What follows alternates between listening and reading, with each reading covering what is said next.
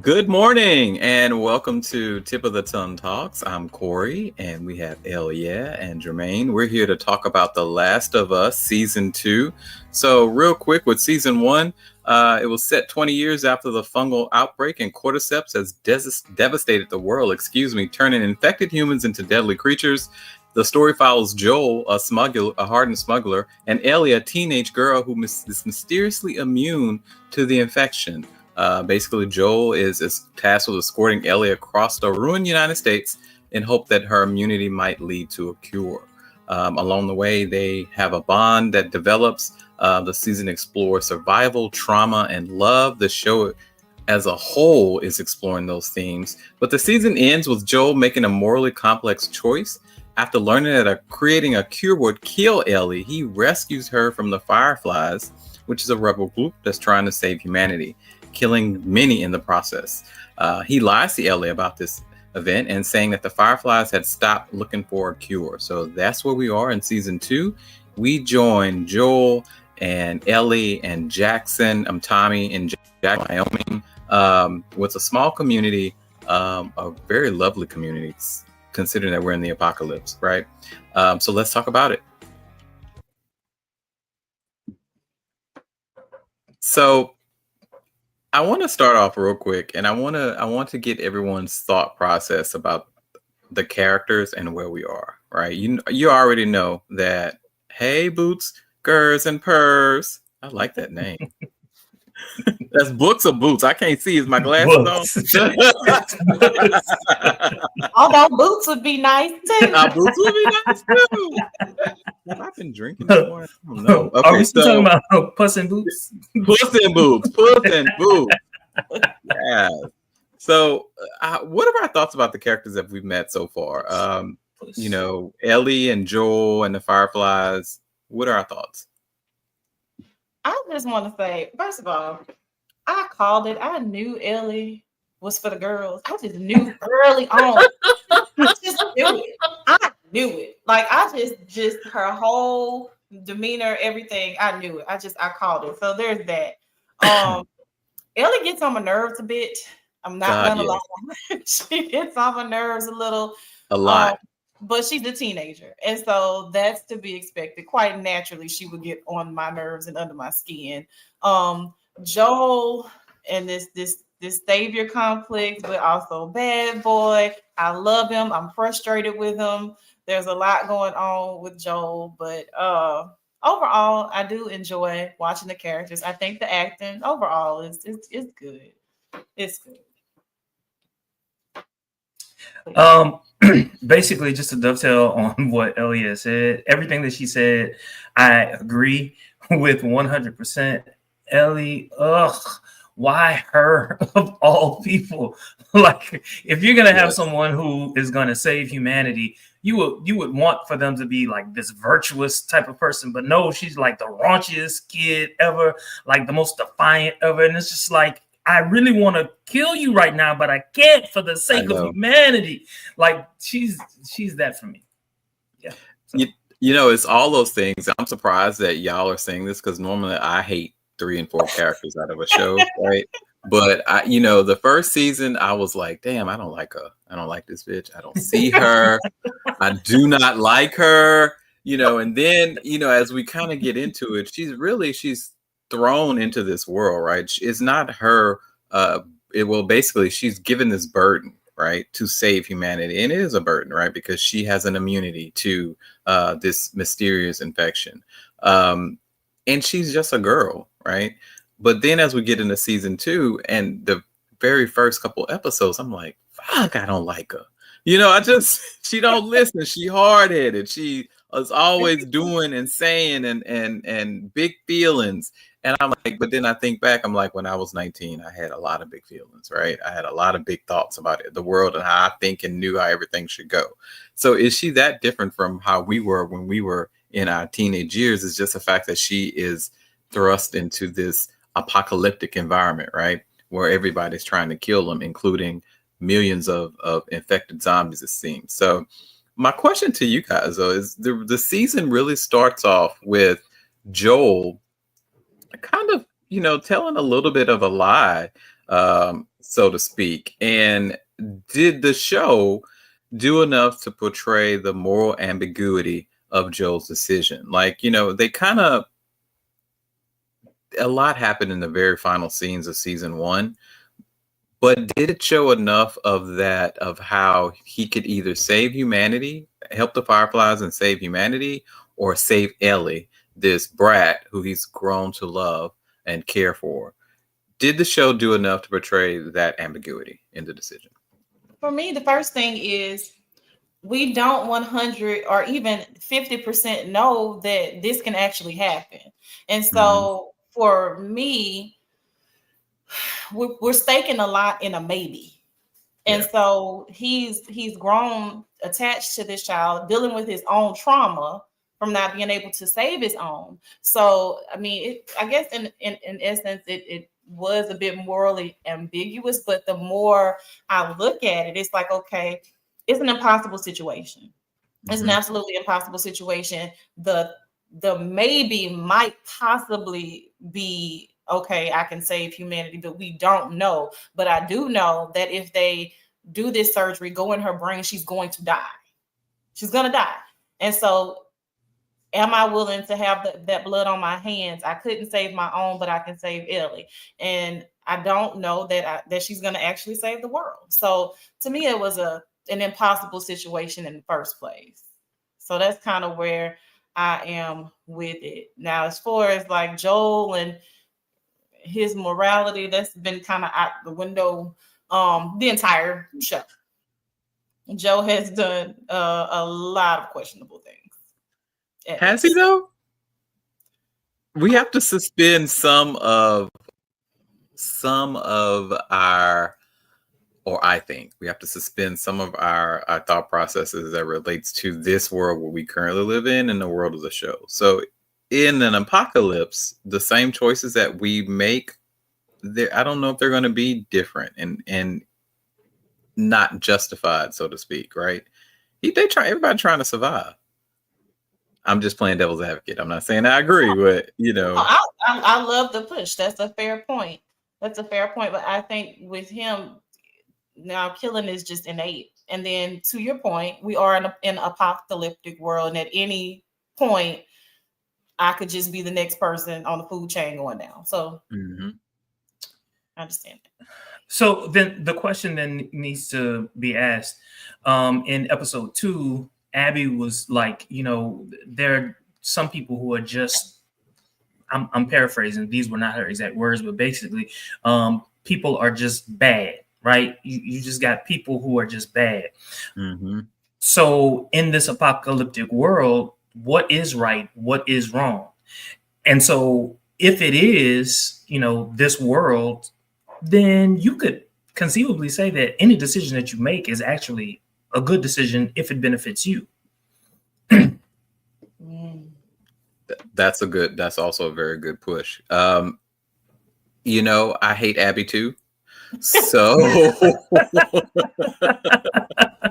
I love her character, but I think she played the hell out of that role. She did. Like she is doing it, and I know, just a little insight into the game, she really is a major character, and we're going to see a lot from her in the story as it continues, and even up until the finale of the show.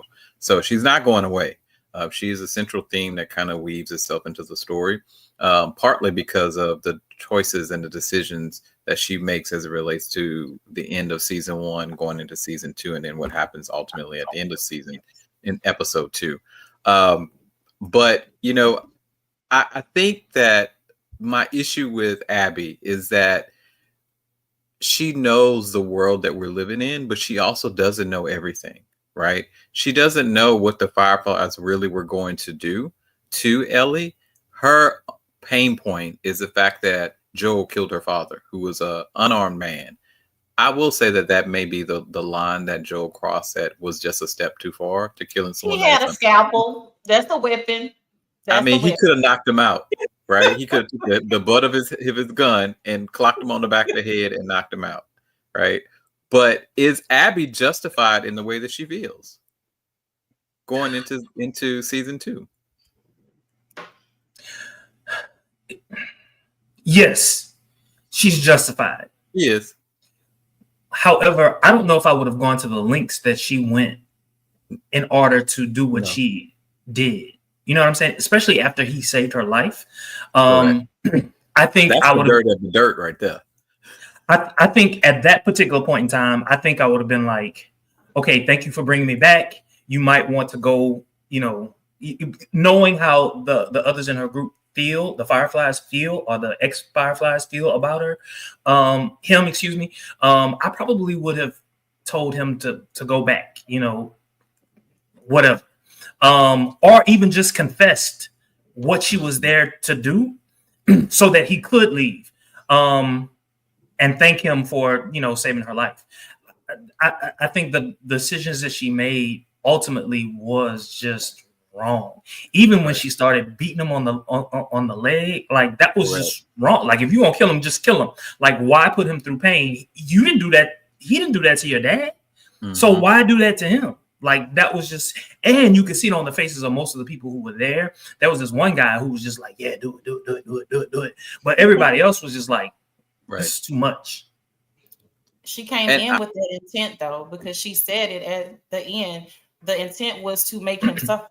And in lieu of, to your point, Jermaine, like, okay, you would think you have some type of code after he saved your life, didn't know who you were, still saved you, did an honorable thing.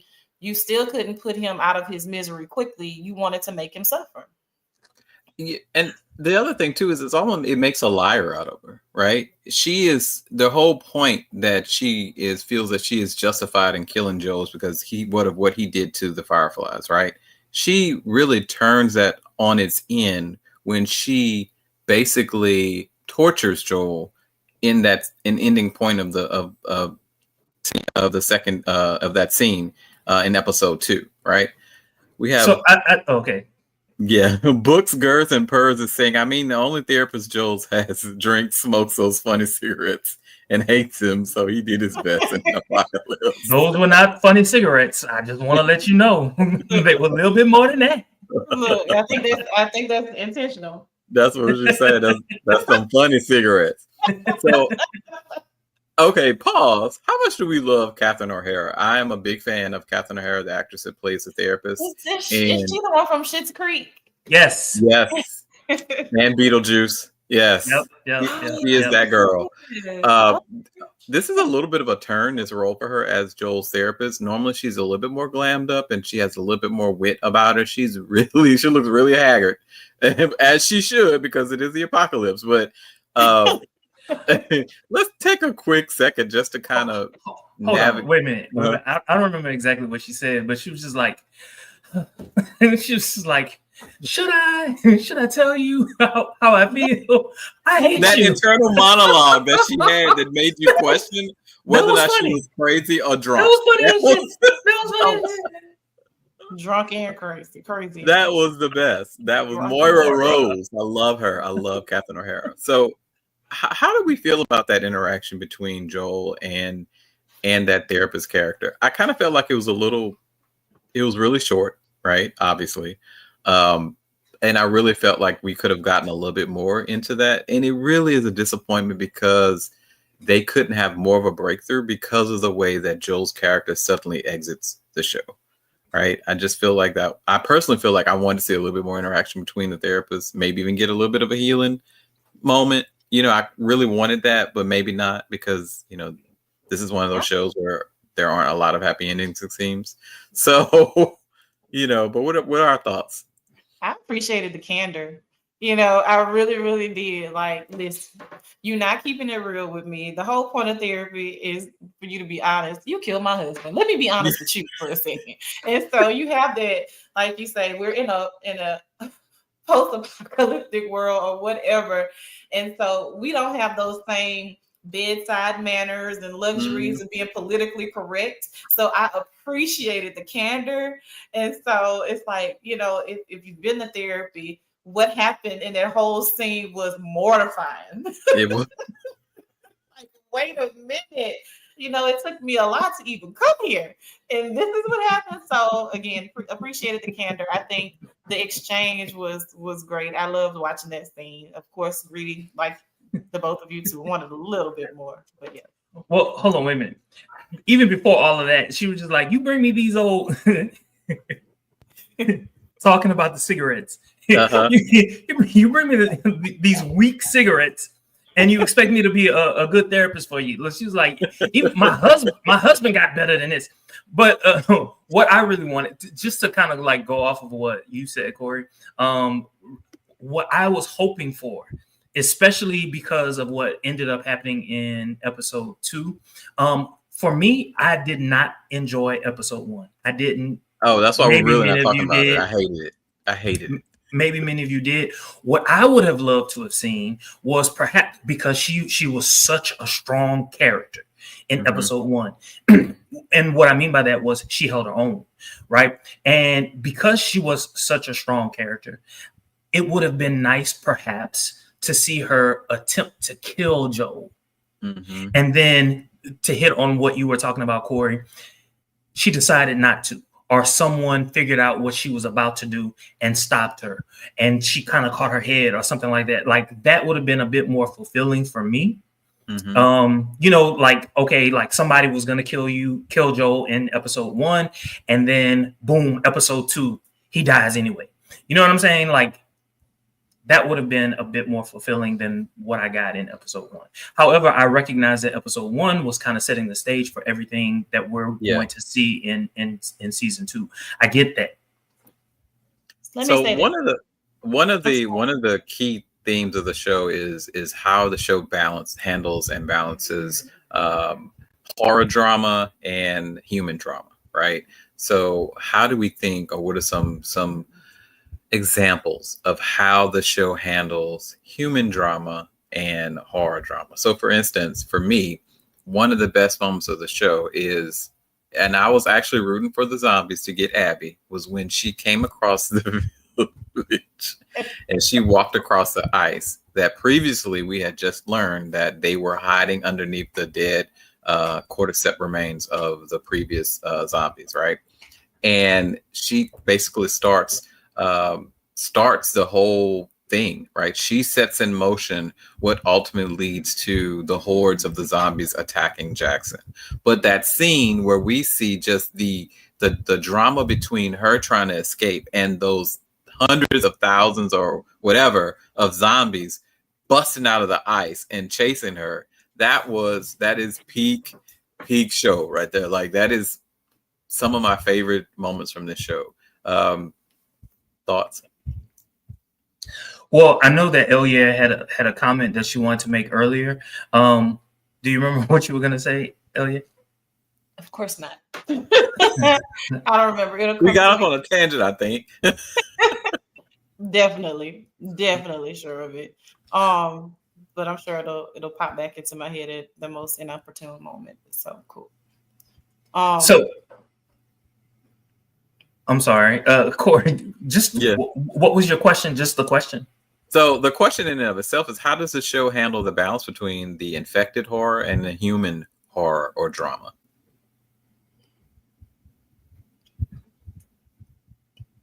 Or is there a balance? I think there's a balance. For instance, when I'm going to call it the council room, when Ellie and her friend, I don't remember her friend's name, come back and they're trying to describe what happened. Basically, they were learning that the horde or the infected or whatever we want to call them were evolving. There was a little bit of like emotion happening even in that particular scene because the guy, the husband, I don't remember his name, but he was just like, Tommy, that's different. You know, that's Joel and I. How is that different? And then the wife was just like, yeah, how is that different? You know what I'm saying? Like you could see the interchange between, you know, those two characters as it relates to what Ellie and her friend did as it relates to the evolution of the horde. Hell yeah.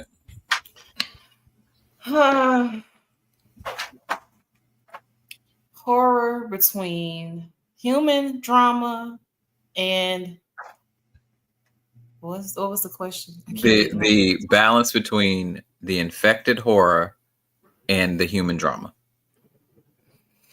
The two types of horror that's really in the show, right?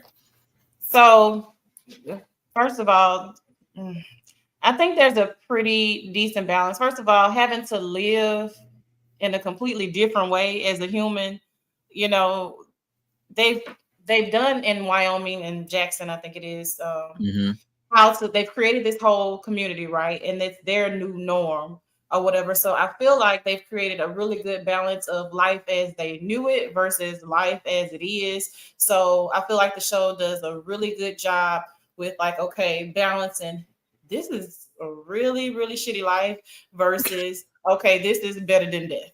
Okay, it's a good balance there.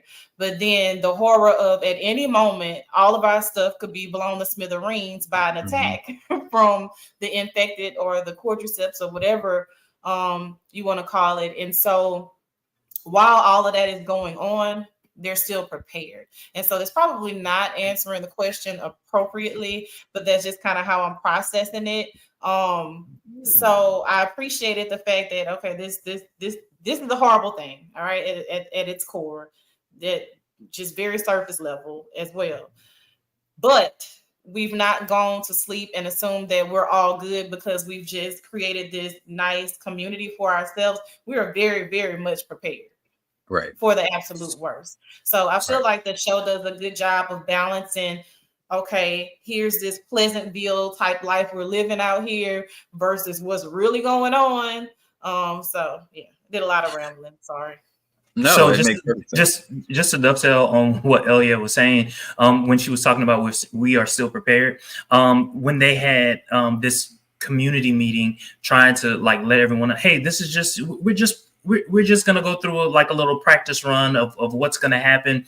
And so they even had kids there, and so the kids were learning what it was that they needed to do, just in case, where they needed to go, and the kids had to like respond. Of course, there was a kid who gave the wrong answer, but even that was a real moment because little kids, they get confused. And so like all of that was like a nice touch. All of that was a nice touch, especially considering the reality of the situation. And then to see, like, I don't remember, perhaps it was in season 1, I just don't remember because I didn't watch season 1 to prepare for season 2. I just, I did watch season 1, just didn't remember it. But that big, I call it mushroom, that big mushroom man. Yeah. Was that new? I don't remember that in So season the bloater, 1. they're called bloaters, I believe, and I think they are. I think they showed up maybe briefly in season 1, but in the game they're a big hindrance to the characters. And there's even more types of infected that we'll see as we kind of get into the show. I think they're trying to follow the way that they're introduced in the game. So there's even more, like smaller, bigger, etc. So yeah. All sizes. All sizes. So the another aspect too of the human drama that's in the show, it's amazing to me that while all this craziness is going on in the world outside, right? Oh, yeah, outside. Do all sizes do the trick? Is that the question? Sometimes. Depends on So, and there's all this drama on the outside, but there's still enough regular life to allow bigotry to come into play and to seep into their community, especially at the dance. Now, granted, it was a church event, quote unquote, I'm assuming, but we're in an apocalypse, so right. So the moment that was shared between the two friends, Ellie and her friend Dina, I think her name is, was basically interrupted by someone in the community using the four-letter slur that I don't like to say, but we know that's say it in my household.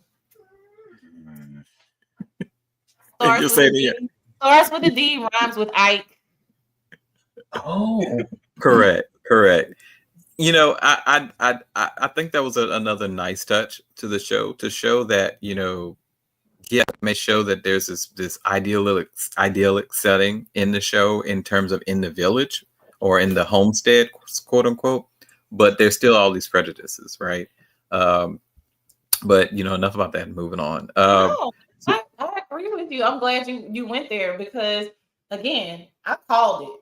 And season 2, early on, I already knew what was up with my girl Ellie. And so, to have all of this going on in your mind, this is what disrupts you, this is what bothers you at any moment, correct.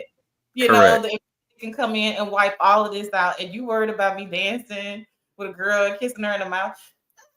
Been in poor taste at a church event, but Right. hey, it's Maybe poor taste. apocalypse, it's kind of like, what do you call it? Woodstock. All right. The other So thing too is, how does Ellie handle that, right? And I love how she handled it the next day when I can't think of her name, but Rutina Wesley's character is basically trying to smooth the tension, and is trying to get them to talk, and she just kind of looks at him blankly, and she just kind of walks away, right? like As if to say, it's not, listen, we ain't finished, bruh. We're not finished. I love that. So speaking of Ellie, how do we think Ellie has evolved emotionally? Is she stronger, or is she just more hardened?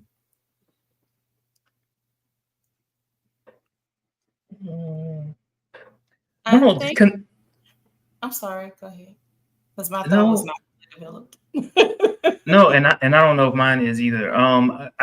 This is what just my gut reaction to the question. I think considering everything that she has gone through up until that point, I think that was like towards the bottom of her list of worries or concerns. So I don't necessarily think that it made her stronger. I just think it was just like, okay, I see you, right? Not necessarily that she's going to try and get back at him for anything, but like, I see you and I know what you're all about. And you can give me this apology right now. I know why are you giving me this apology. This is not something that was on your heart. You were made to apologize, right? And so because you were made to apologize for the sake of, our town and my place in it, I'm going to, not accept it, but like not, throw a fit, if that makes sense. Yeah. And so was your question how Ellie is after the comment, or just her character development? Her character development from season 1 to where we are now. Do we think she's evolved emotionally? Is she stronger, or just more? Is she just hard? Right? Is the world that she's in now, has it made her hardened? I think I'm going to be a fence straddler on this one. I think it could be a little bit of both. She's stronger and more and hardened. At the same time, some of her reactions are still very emotional.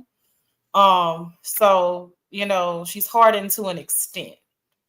But I do think she's gotten stronger. She's gotten a little bit wiser. But obviously she's 19 years old now. This has been going on for several years now. So she has evolved, but by no means has she arrived. I kind of feel that she's emotionally stunted in a way, right? Like, I don't feel that the development of her, and we see this in the way that she acts, how she's emotional about certain things, how she's very quick to do other actions, how she's just, kind of spur of the moment and rash in some of her decision making, and then other times she's just a hard ass, right? I think she's emotionally stunted, and I really think that that's one of the things that I dislike about her character. But I have to take into context the world that they're in, right? So it's not the traditional world, the regular world, so to speak. This is in the midst of the chaos of this show, and she's like that for a reason.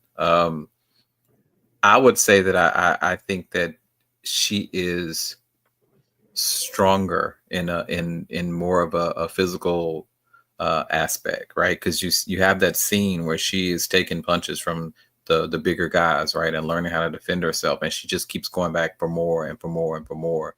I think that lends itself to her being stronger as a character. But is she at Abby level? I don't know if she's at Abby level. I don't know if she's at Abby level, but I think she'll get there. Intellectually, absolutely not. No. And is she intelligent? Absolutely. Wise? as calculated as Abby. If we had to compare the two, at least from not from what I've seen.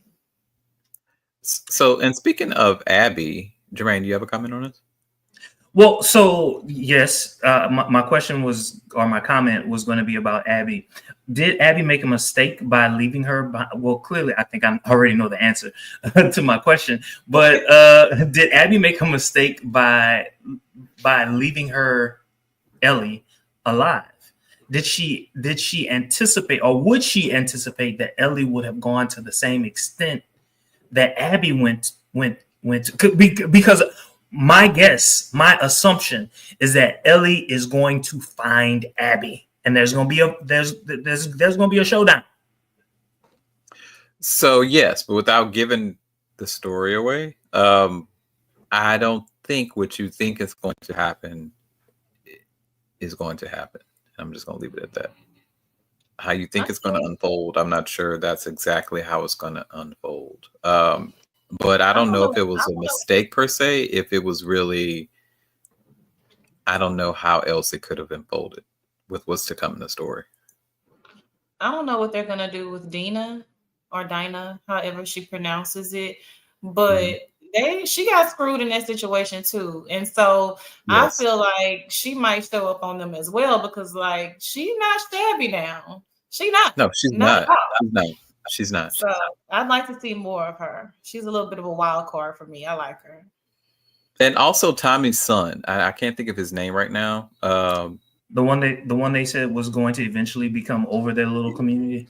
Yes, he there's some aspects of him that I think are really interesting in terms of a character. Like he's funny, but he seems to have it together and kind of in terms of everything that's going on. But I really think the reason why I feel that way is the show has wrote his character in such a way that shows the difference between someone that grows. I mean, he has a support system in that community. He grew up in that community, right? So his upbringing and his sense of duty and etc. is a little bit different, and his experience is a little bit different than say Ellie's. And I think ultimately that kind of maybe that resonates with me a little bit because it's different from Ellie, so to speak, or even Abby. But this is thinking ahead because the son is like maybe 6 or 7 now.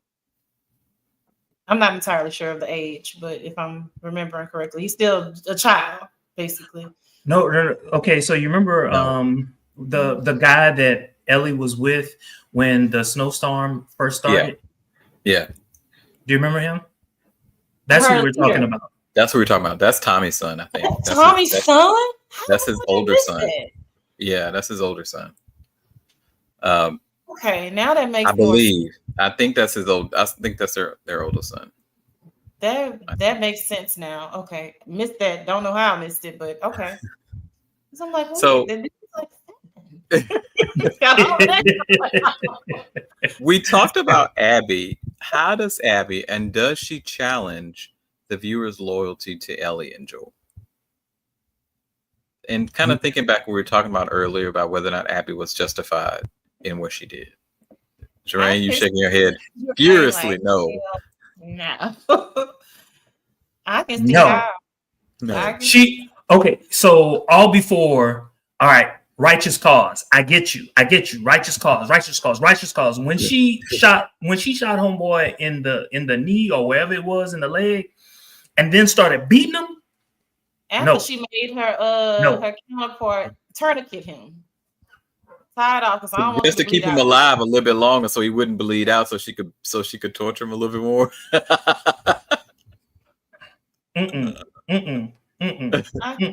I can see how initially you'll be thinking like, dang, we do absolve Joe because we fallen in love with Joe, and so he did murder her father in cold blood. But I'm with Jermaine, like, okay, now look, now you done gone too far. Like he did at least do you a solid. No, it's not going to bring your father back, but you weren't there.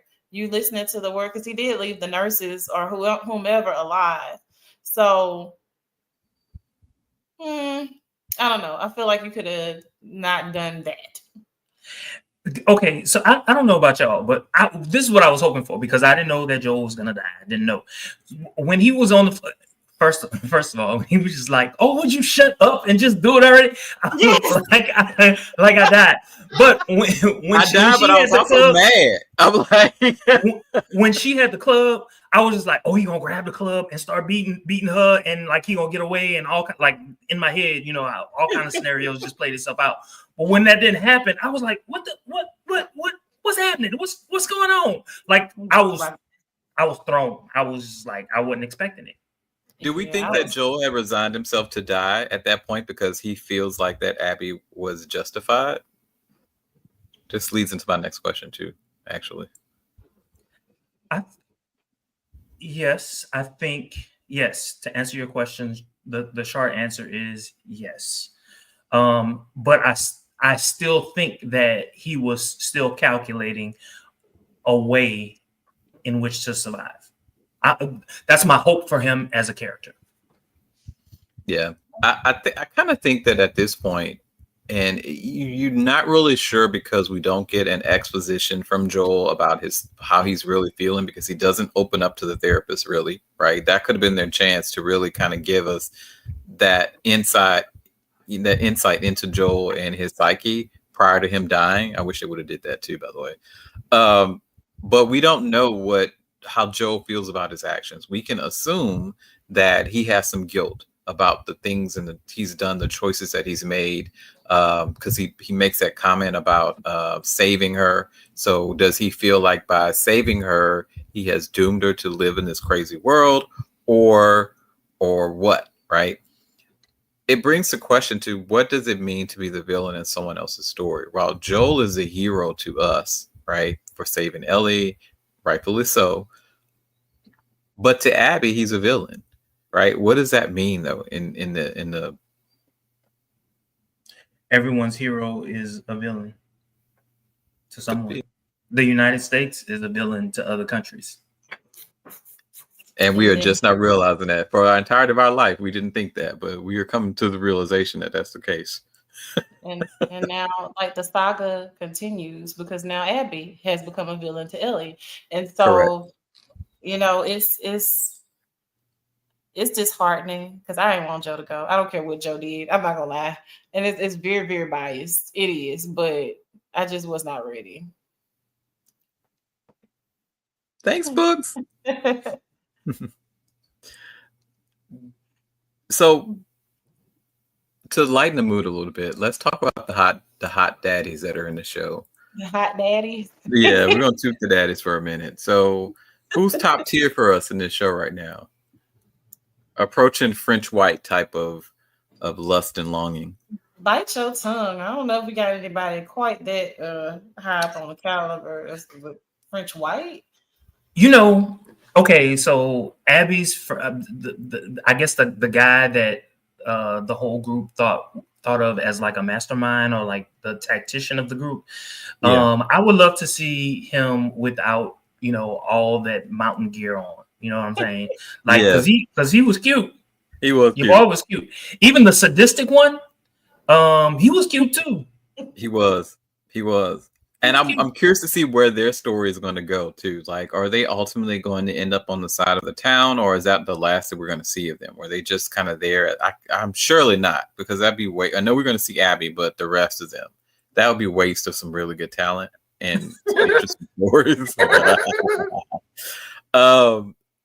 For me, I also, Tommy, Tommy has a little bit of that dad energy going that Right now, he's just too goofy of a character to me. I want something not terrible, but I want something bad to happen to him that toughens him up to where, we see those gonads drop. Yeah. You're talking about this brother, Joel's brother, Tommy. Might get it after Joel, That's who Tommy is, Joel's brother. Oh, well, you're thinking about the son. Yeah. Yeah. I like him too. Any other characters that we kind of really love, or that we're curious about going into the next few episodes? For me, it's still just Dina. Just interested to see if they're going to do more with her character, because she's a bit of a badass. So I like that. So the black chick that came with Abby, who was part of the Fireflies, Mhm. after doing Sabrina, you've Yes. got to assume that her character is not going to be, on there for just a couple of episodes. At least until towards the end of the season, she's going to be there. And so I want to see what happens with the character. And the reason I say that is because she seemed to have, it was kind of like, yes, this is justice, but at the same time, I recognize that this is wrong. And Right. so there's some ambivalence within her character that would make me want to say, okay, I like you. And so the way that they've used her, though, is almost like giving extra energy. Like she's just, maybe a Z type character. You so far down the line, and she has so much more to offer than that. So I'm here with you as it pertains to that. I would like to see more because I love watching her. I think she's. I do too. She's one of my favorites. That whole little group that was with Abby, I would like to see them. I would like to see more of them. I actually would kind of want them to split up. Like I want Abby and the sadistic one to kind of stay separate, and then the rest of them to join the town, like some kind of way to kind of have a introspective moment where they realize that damn, this was fucked up, ultimately, and they decide to leave Abby and what's his name, right, and go join the town and try to help out and be a part of the community, etc. Because there's a whole story that could be told there about how, basically because of their actions, they see the impact of what they've done and how it impacts the town. I think that would be really, really cool. It sounds so much like The Walking Dead. How much of this show, this season, reminds you of The Walking Dead? Like it reminds me of The Walking Dead. Is that good or bad? Neither. It's just it's just commentary. And is your commentary based on the fact that they're both dealing with zombies, even though no, it's a different type of zombies? Okay. No. It's the willingness of a community to say, "Hey, you've done wrong, but despite your past deeds, we're going to accept you within our community." That's what I mean. You know what I'm saying? Yeah, like I get that. Because Joel, for all intents and purposes, did wrong. I don't know how much he in that time expressed the wrong to the group, but definitely he killed old girl's husband. So they still accepted Joel. I don't even remember that storyline. Like I watched this a year ago. I don't remember that storyline. I feel like that's the one that was about what happened in the church. I think, if I'm thinking correctly, or he had turned, or he was infected, and Joel had to kill him because he was infected. I don't remember. It's been a while. Yeah. It wasn't enough of a significant plot point for me to be like concerned about what happened, that him killing that her husband. I ain't care. So completely unrelated. Frank and Bill, had they still been around, how amazing would they have been in this Wyoming community? Oh my God. Yes. That was so Going back to season 1, that episode I cried and I was so upset. But it was some great acting. And now, do we think that we're going to get the same level of emotional ties to a character story like we did with Frank and Bill? Man, that would have been great to continue their story in Jackson. So I think, so this is what I think. Just a personal thing. I think they threw that in as a filler. From what I understand, their storyline was part of the game. Corey, correct me if I'm wrong. It was part of the game. And they were like, hey, we need a filler. This is going to be a filler episode. But the way in which it was written, the way it was directed, and all of those different dynamics that came into play, it worked so perfectly. I think the show, if not this season, then maybe next season, would find some dynamics that are comparable and include that within it. Just as an aside, just to connect us a little bit more to the people that are in this community, because for me, the best part about this show is the juxtaposition between the infected and the bullshit that the infected bring and all that chaos amidst these people just living their lives, just trying to make it, right? And still loving, still having dances, still having babies, and etc., right? Falling in love. I think that's the best part about this show and how those two things mix, right? And what happens when they do. Like, I'm curious to see how the town is affected by Joel's death, but also the attack, because I'm sure there's tons of people that they're going to show that were killed or whatever. And so, are there going to be new characters that they're going to introduce as a result to that, or what? Oh yeah, I've been talking a lot, Elliot. No.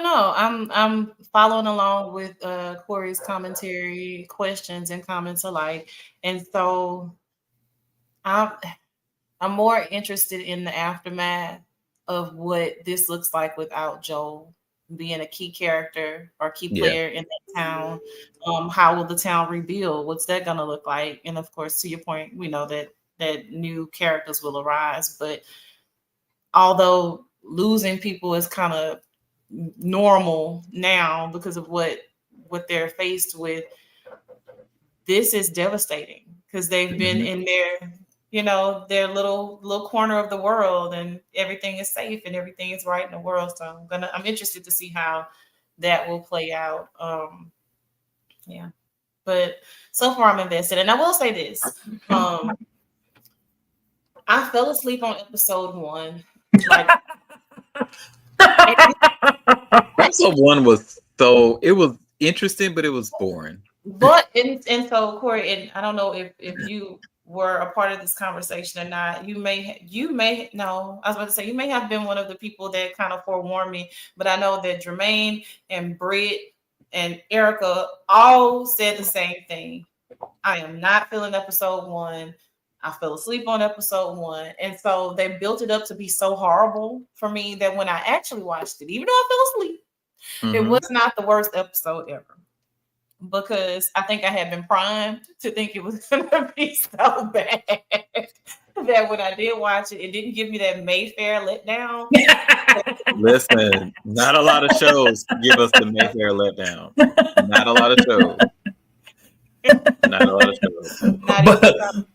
But when you think about season 1 and compare episode 1 of season 2 to the yeah. Absolutely. And so, but I'm grateful that y'all primed me to where I was expecting absolute garbage. Absolute. And so, even though I fell asleep, like I said, wasn't the worst of the worst. I was like, okay, this is setting me up for what's to come. But it was kind of anticlimactic for me. But I got through it. And I didn't have as many horrible things to say as I do like with Mayfair. I really and truly, I really don't know. I'm really curious because I love the show. I think it's a great show. I'm curious how the show is going to look because the character of Joel really brought a lot. It really kind of balanced Ellie, right? Or Elle or whatever. It balanced her character. And now that we don't have that balance, is she just going to be irritating as fuck to watch? So this is me, just thinking ahead. I don't know what the writers are going to do.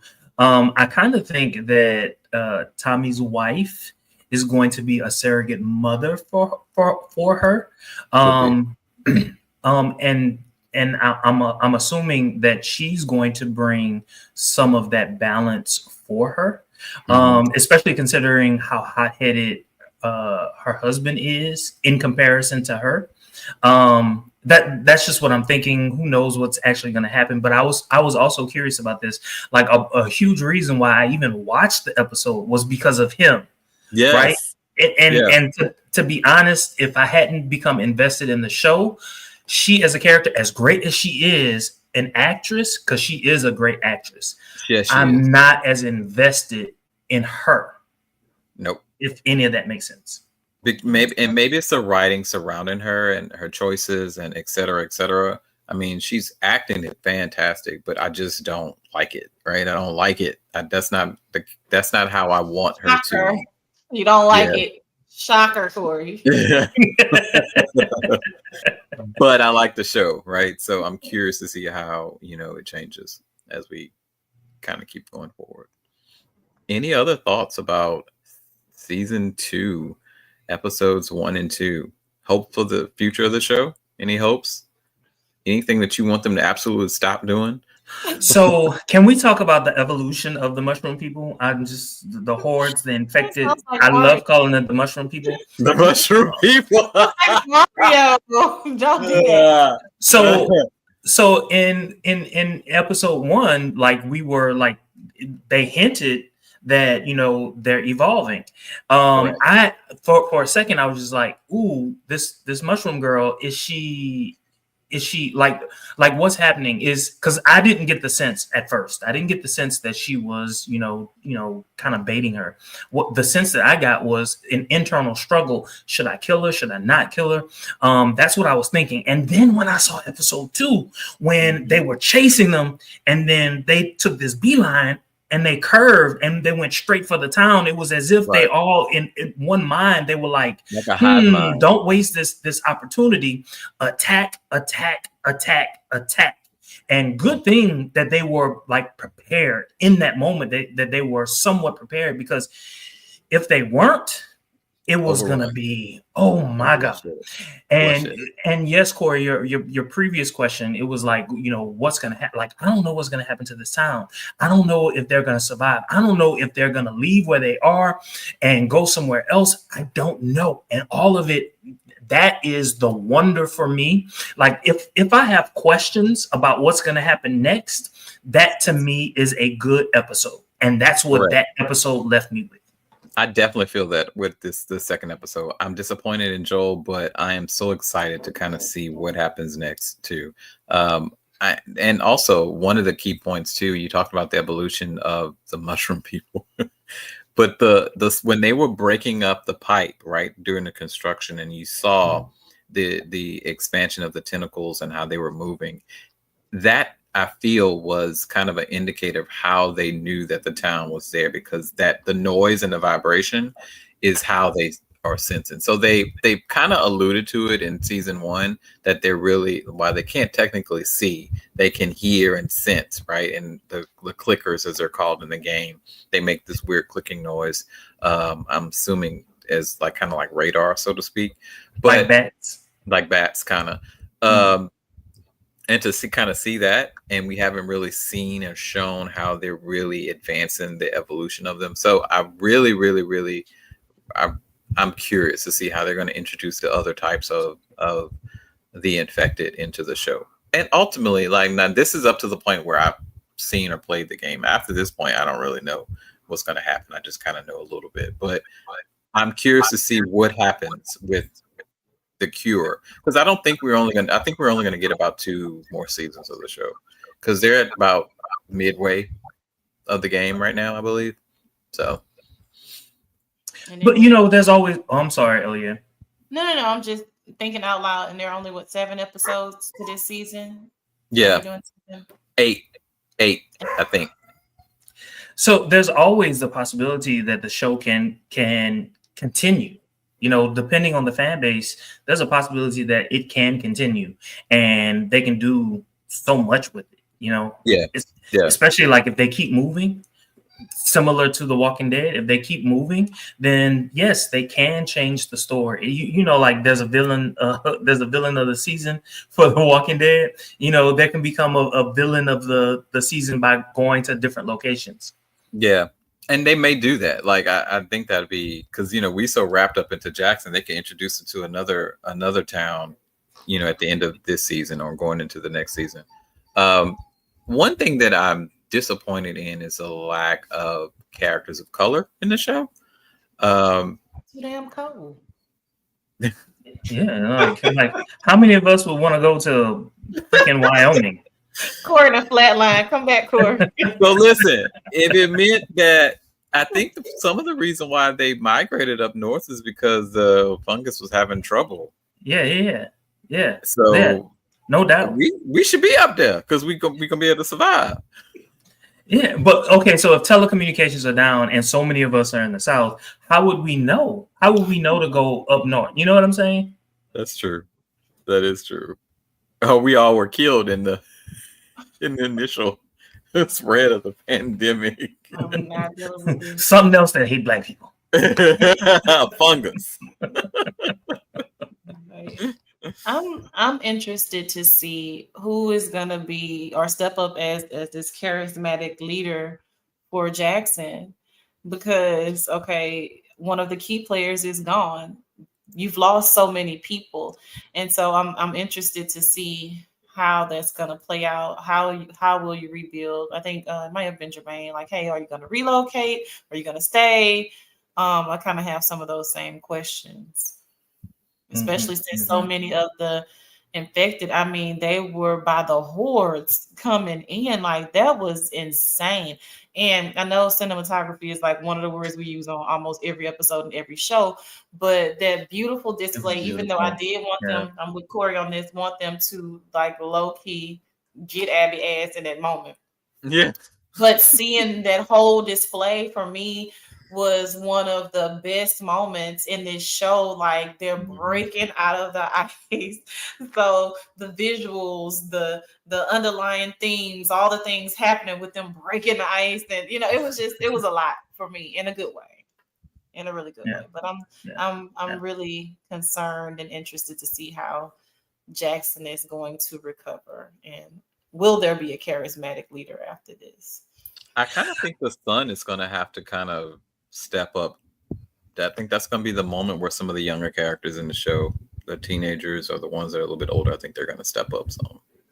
I think, or I hope. So this is my wondering in this moment. If they are evolving, if they're living underground, and we saw that in episode 1, we already knew that they were living underground.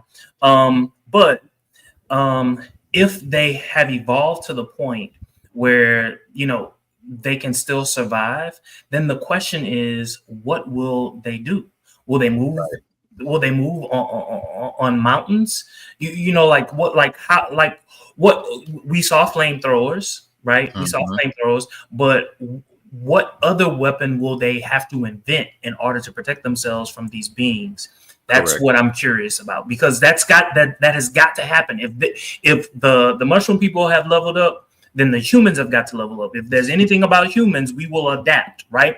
And so if we will adapt, what will they do to counteract the forces that they're being met with? It's almost like you have to be 2 eons ahead, because oh my goodness, they're evolving quickly. They are. And I don't recall from the game like how it came about. I don't remember that, but we'll see.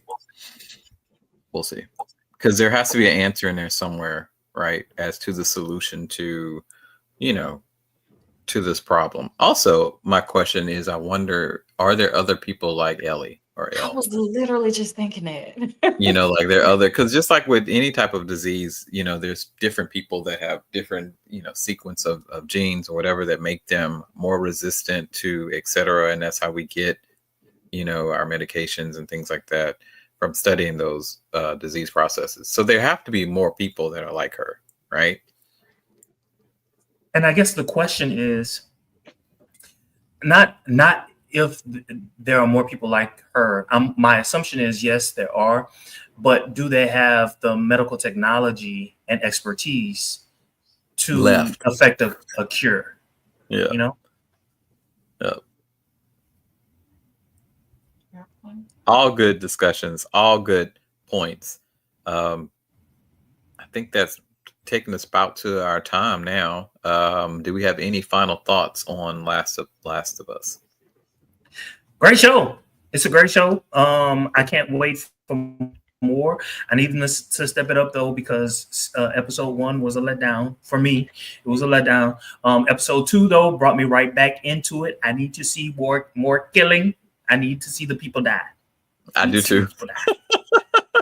I need to see the people die, and some of them die that we've become invested in, right? Or will become invested in. I need to see significant deaths. I need to see Game of Thrones. This is not Game of Thrones. Everybody is we've seen too much thriving. We need to see a little bit more chaos. Well, if there is a theme to the shows that we cover, people die in the shows that we cover. Horrible deaths. Well, thanks so much for joining us, everyone. And we hope to see you soon as we cover episode 3 of The Last of Us. And say bye-bye. Don't forget to like, comment, and subscribe. Until then, see you.